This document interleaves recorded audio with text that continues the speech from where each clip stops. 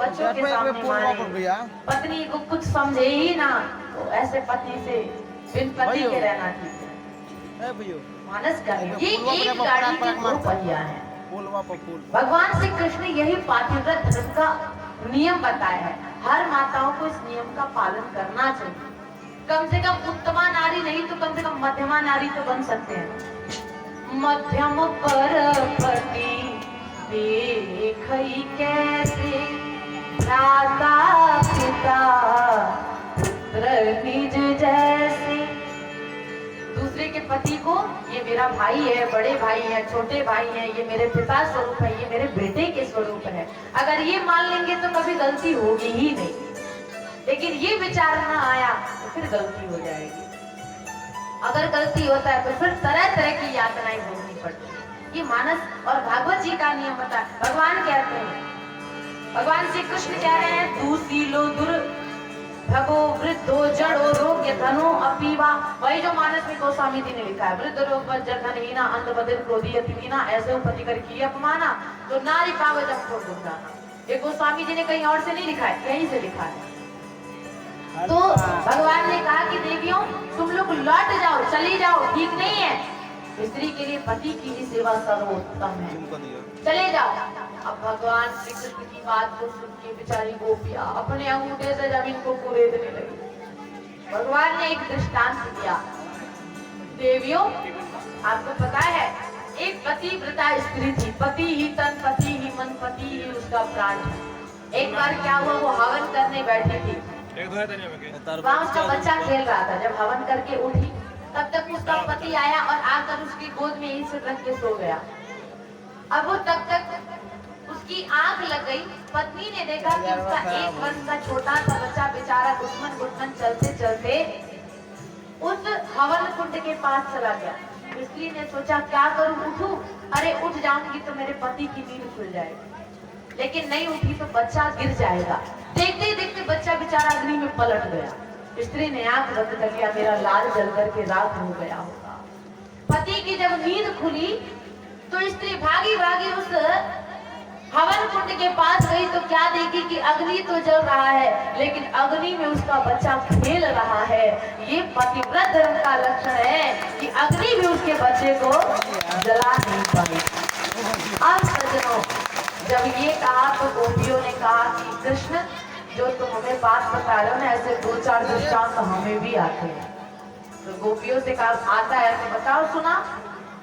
गोपियों ने कहा कृष्ण एक पतिव्रता स्त्री थी, पति ही मन, पति ही धन, पति ही उसका प्राण है। एक बार उसका पति विदेश जाने लगा। पति ने कहा हम भी चलेंगे। पति ने कहा नहीं नहीं, मैं विदेश में तुम्हें कहाँ लिए फिरता रहूंगा। पति ने अपना एक फोटो दे दिया और कहा कि तुम इसी की पूजा करना, इसी को पति मान के रखना। पत्नी 2 साल तक उसी फोटो की पूजा करती रही। एक दिन वो पूजा कर रही थी, तब तक उसका पति विदेश से चला आया। दरवाजे पे आके साकर खटखटा रहा है। गोपियों ने कहा एक बात बताइए कृष्ण, अब उसकी पत्नी को जाके साकर खोलना चाहिए कि उस फोटो की पूजा करनी चाहिए। भगवान ने कहा जब सच्चा पति चला आया उस फोटो को क्या पूजना, जाए जाकर साकर खोले, पति को लाए, खिलाए पिलाए, सेवा करे। गोपियों ने कहा बहुत अच्छा निर्णय किया। आज तक हम भी उस फोटो की पूजा कर रही थी, जब सच्चा पति आप चले आए हो तो ऐसे वर को क्यों बरी, कि ऐसे वर को क्यों बरी, जो जन्मत और मर जाए, पर बरी हो गोविंद को, जस चुड़लू अमर हो जाए। इस सांसारिक पति जन्म लेते हैं, मर जाते हैं, बीच बाजार में छोड़ गए, लेकिन जिसने भगवान को ही अपना पति मान लिया उसका तो सुहाग अमर हो जाता है। मीराबाई के साथ क्या हुआ, यही तो हुआ। तो अब भगवान से गोपियां प्रणय निवेदन करती, प्रणय गीत गाती। भागवत में कई सारे गीत हैं, प्रणय गीत, गोपी गीत, भ्रमर गीत, बहुत सारे गीत हैं। तो गीत गाती हैं, कह रही हैं नैवं विभोरति भवान गदितुं विषं सत्याय सर्वविद्यां तव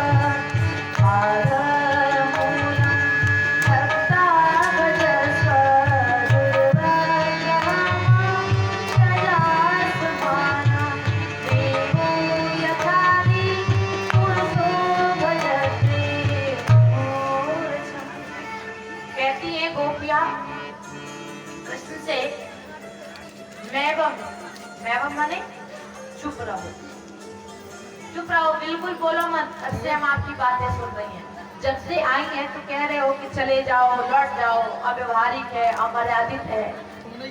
हे कृष्ण, हम सारे संत्यज सर्व विषयांस्तव पादमूलम, हम सारे विषय को त्याग करके आपके चरणों में आई हैं।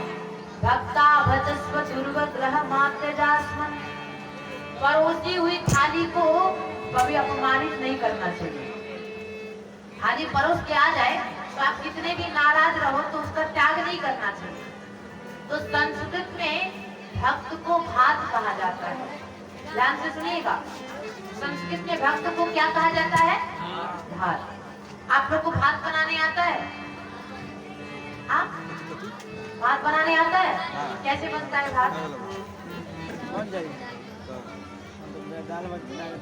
कुकर में सीटी देने वाला मत बताना।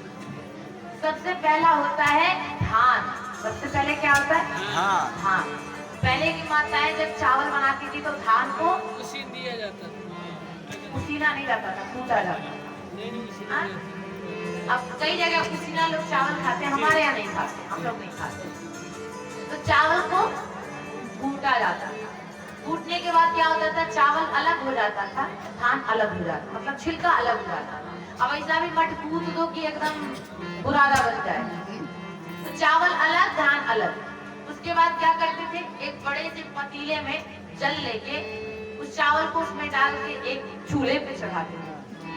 और चूल्हे पे चावल को चलाते थे। जब वो चावल बन जाता तो कैसे पता चला कि बन गया? उसमें से एक दो कण निकाल के हाथ से मसल लेते थे। थोड़ा भी कच्चापन है तो चावल अभी शेष है। जब एकदम हाथ से दब गया, अभी तो हलवा भी मत बना दो, चावल ऐसा जब एक एक दिखे तो आपने दबा के देखा, अगर पिस गया हाथ से तो बन गया। इसी तरह भक्त भी बनता है, जैसे भात बनता है इसी तरह भक्त को भी संस्कृत में भात कहते हैं। तो जैसे भात आपका सामान्य भात बनता है, वैसे ही भक्त रूपी भात भी बनता है। कैसे? सबसे पहला होता है ये जीवात्मा। जीवात्मा माने माया में परिवेष्टित आत्मा। तो भगवान जिसको भी भक्त बनाना चाहते हैं तो पहले प्रतिकूलताओं के मूसल मारते हैं। किसी भी भक्त का चरित्र पढ़िएगा, चाहे मीराबाई हुए, चाहे तुलसीदास हुए, चाहे सूरदास हुए, चाहे रैदास हुए, किसी भी भक्त का चरित्र पढ़िएगा। सूरदास जी जन्म लेते ही अंधे पैदा हुए और इनके घर वाले इनसे बहुत जलते थे। ये अंधा जब से जन्म लिया है, परिवार में गरीबी आ गया है, ये मर भी नहीं जाता, ये भाग भी नहीं जाता। एक बार इनके पिता किसी राजा के यहाँ गए, बड़े ज्योतिषाचार्य थे। तो राजा के यहाँ गए, जा करके कुछ बताया तो राजा ने इनको सोने की मुहर दी। उस समय सोने की मुहर की बड़ी कीमत होती थी। ला करके घर में झोपड़ी था, टांग दिया। एक चूहा आया, लेकर के उसको कहीं बिल में घुसा दिया। अगले दिन ढूंढे, बहुत नहीं मिला तो सारा गुस्सा सूरदास जी पे निकाल दिया। यही अंदाजा से पैदा हुआ है, अरे ये मर भी नहीं जाता, मर भी जाता तो बहुत अच्छा होता। सूरदास जी ने कहा, पिताजी मैं बता सकता हूँ कि वो सोने की मुद्रा कहाँ है। तूने चुराया है? नहीं, चुराया नहीं है, पर मुझको ये दिव्य ज्ञान प्राप्त है, तो बता कहाँ है। पिताजी बता दूंगा तो मेरी एक शर्त है। क्या शर्त है? और उसके बाद मैं घर में नहीं रहूंगा। कहा तुझे आज भागना है तो अभी भाग जा, लेकिन मेरी मुद्रा बता जा। कहा घर के दक्षिण की ओर एक बिल है, कुटिया जो झोपड़ी है, झोपड़ी के दक्षिण छोर पे देखो, वहां पे वो मुद्रा रखा हुआ है। जैसे ही गए तो देखा सचमुच बिल में मुद्रा था। सोचने लगे, अरे तो बड़ा ज्ञानी है, अंधा है लेकिन फिर भी बता दिया। कहा इसके ज्ञान का तो लाभ लेना चाहिए। तो कह रहे, अरे तू तो मेरा बेटा है, मैं तो मजाक कर रहा था। उसने कहा नहीं बेटा, अब मैं घर में नहीं रहूंगा। निकल गए घर में। तुलसीदास जी जन्म लेते ही मैया मर गई, पिताजी मर गए, एक दासी ने पाला, बेचारी वो भी मर गई। विवाह हुआ तो रत्नावली से भी ऐसी फटकार मिली कि बेचारे तुलसीदास जी निकल गए। कई लोग कहते हैं धन्य है रत्नावली को जिसने तुलसीदास जी को तुलसीदास बना दिया। हमने कहा अगर पत्नी के फटकार से लोग तुलसीदास बन जाए तो आज घर घर में लोग तुलसीदास बन के निकल जाते है कि नहीं।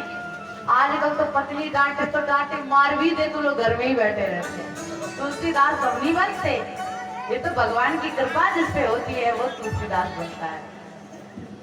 तो सबसे पहले भगवान जिसको भक्त बनाते हैं उसका क्या करेंगे? बेटा ही छीन लेंगे, बेटी ही छीन लेंगे, या इतनी गरीबी देंगे कि वो आहत हो कि भगवान को माने ही ना। तो पहले प्रतिकूलताओं के मूसल मारते हैं जीवात्मा पे, तो क्या होता है?